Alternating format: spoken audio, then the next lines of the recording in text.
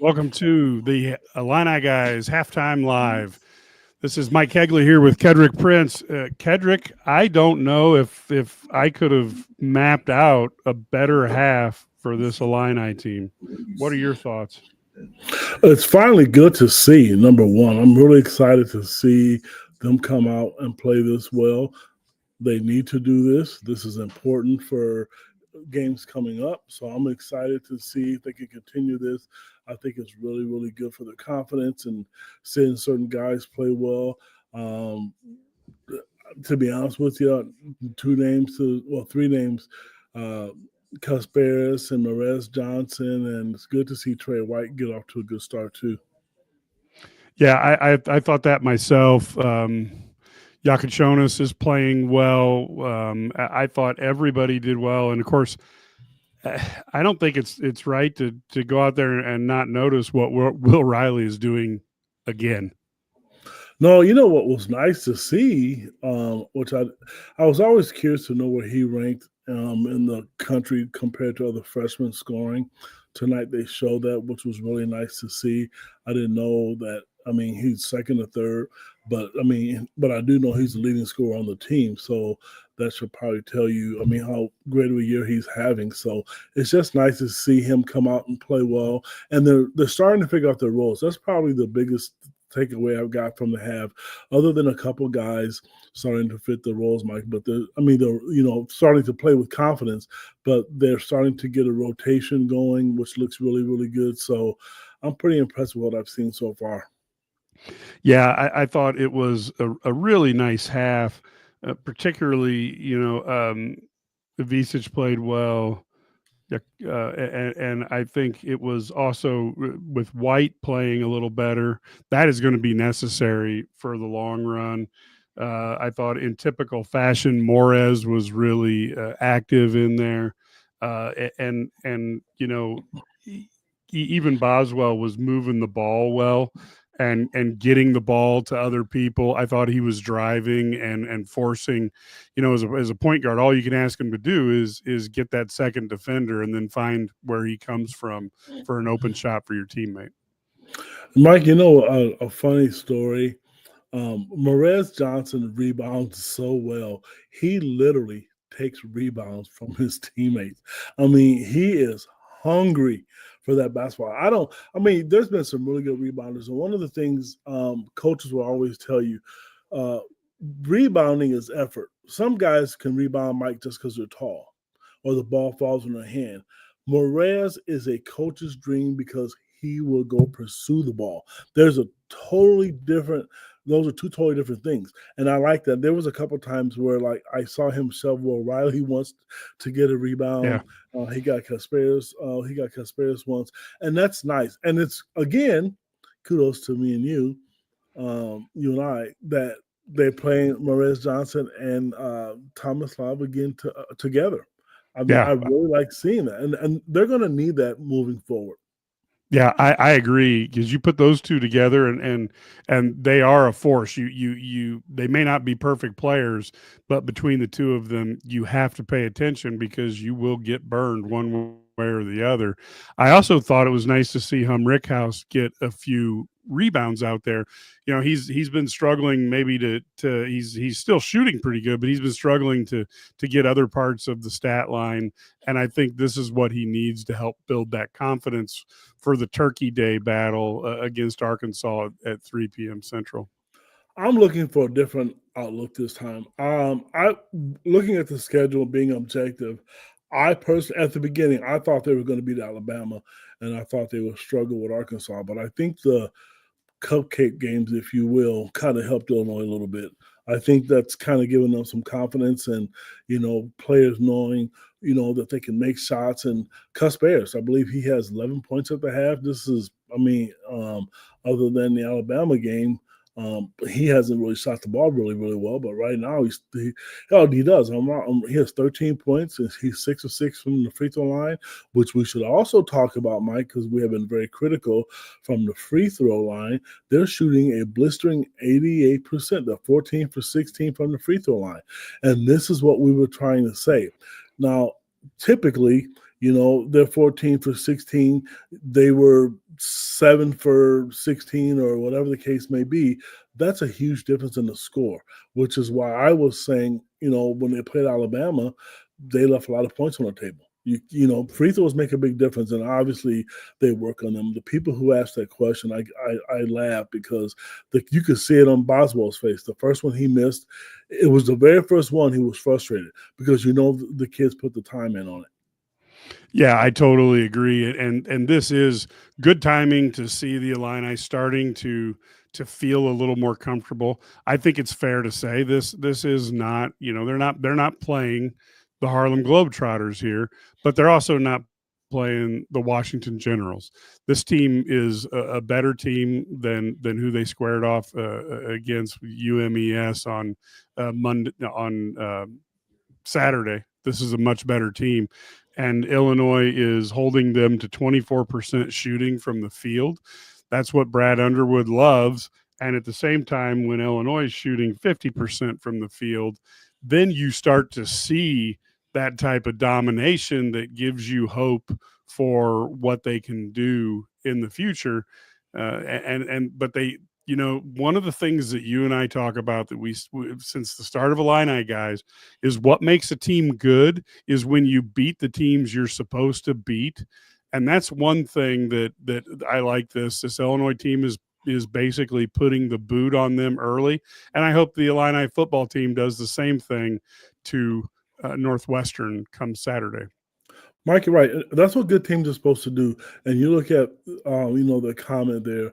They do. They look smooth. They look really, really smooth. And even Scotty's comment, they look unselfish. They, in the first game, the very first game, exhibition game, which seemed like, months ago, they didn't look like that. Now they're starting to share the basketball a lot more than what they have. And guys are getting open looks. And for the life of me, I'm just baffled. I really am at how well Will Riley can shoot the basketball. They said he's shooting 63% from three on the year. They're just weapons everywhere. I like seeing that. I think the defense has gotten better. Now, Little Rock is not Ohio State or Michigan or Indiana. But having said that, they're still getting out the passing lanes. They're guarding the dribble handoff a lot better tonight than what they had before. I'm really impressed with that. That's coaching. They put a lot of time in with that. And we knew that was going to happen. That's what they get paid the big bucks for. And, again, no disrespect, to the opponent because Little Rock is supposed to win their conference, but Illinois is taking them out of every little thing, and they're playing good help defense. And I'm just really, really impressed. Now, I do not want to see them take the foot off the gas. If you have a chance to put up 100 points, you put up 100 points and be respectful about it. But I really want to see them put, the fear a little bit in Arkansas. I totally agree with that. And I do think that as you look at this team, they've just got so many weapons that can actually score. That is, Brad Underwood's been talking about that, and it didn't happen overnight. But he's really looking to get people who can put the ball in the hoop. And when they start shooting a little bit better, which we've been waiting for this team to shoot, they're shooting better tonight. They're hitting their free throws. That doesn't matter who you play. They're hitting the free throws, and they are playing better defense. This is what we wanted them to do. And then I look at this as like a practice test, and then come Thursday, they get to take the real test and see how they do. Thursday is definitely the real test, and I think the fans want to see, regardless of how good their schedule is, playing these games and losing them is not good either. I know Coach Underwood talked about wanting to, take a couple hits in the chin is what he said, but you want to win some of these. I think if you win, on Turkey Day, it gives not only your team a different aspect and how they view things, but also how people view you nationally. People know this is a good team, and when the lights really start to click, in general, they're going to be great. Like I said, Cuss Bears, I know the first half against Alabama, the first 5 or 6 minutes, he was great. He looks pretty solid tonight. This is the best he's looked. And also, got to give kudos to Kylan Boswell. He is. I mean, his comment after the Alabama game, I'm just going to go out and play. He's doing that again. He's looking to get to the rim. He's not thinking anymore. Before you could see it looked like he didn't know what to do. Now he's just playing. And that's when you're comfortable. That's when you know things are working well for you. Yeah, I totally agree. When you look at this team, what do you think coach is telling them at the half right now, kid? Well, to not go out there and become complacent because that's going to end. That's not going to end well because you don't want to do that. You knowing who you have to play next. You don't want to be negative. You focus on the positives, what they're doing well. You like how they're sharing the basketball. You want them to shoot open looks. You don't want them to go out there second guessing themselves. You want them to be confident and to go out there and think, hey, you know what, if I miss this shot, so what, I'm going to make the next one. So this is the time right now where you want to give that pep talk. And you're right, they're doing a really, really good job on all facets of the game, not just scoring. They held in, like you mentioned, to 24% field goal shooting. They've only got off 8 3-pointers, or 3 for 8. So I like that. And then I believe they are, rebounding. I think they're up to 27-10, which is not to be. I'm not surprised with big Ibisage and big Morez there. So that's the thing. You want to remain positive, get some guys in, and see and also take it with a few lineups. I mean, I wouldn't have a problem seeing that either. Yeah, no, I think it's great that they want to finish this thing strong, and that's another, again, it's just a way. Is it a must? No, but it certainly gives you an idea of the makeup of your team. Do you have some guys who big dogs want to hunt, or do you have some guys who like to play with their food? Look, we know there's a lot of dangerous animals that like to play around with things. Cats love to do that, but sometimes it helps to be the attack dog when you get the chance to put one of these wounded animals out of its misery. Go ahead and do it, so you don't have to mess with it later on. And statistically, this is what Illinois was hoping for, where you're really clicking on all cylinders. Would you do anything to run any plays for anybody to build some confidence, or anything like that on the offensive end, or do you just think the natural flow is good enough that you kind of let that take care of itself? I wouldn't run plays, specific plays, and here why I wouldn't. I would make sure guys like Drayvon Gibbs Longhorn, I would make sure Ben House gets some buckets. I would continue to make sure Trey White stays confident. The reason why I wouldn't run plays, because if you don't think Arkansas is scouting this game right now, some BTN, they're looking at that. So what you don't want to see is Brad Underwood call a timeout, and then they're going to think, okay, this is a chance for us to scout this. And also, they have like a little X factor. Even though things were different, Jen Coleman is on that bench, for Arkansas. So he's familiar with Brad Underwood, even though he's changed a lot. You don't want to give them too much to look at. You want to get out there, want to run your offense, and be smart about it. Maybe he could kind of call a timeout, run a out of bounds play, and let it get intercepted just to make him feel good. Yeah, no kidding.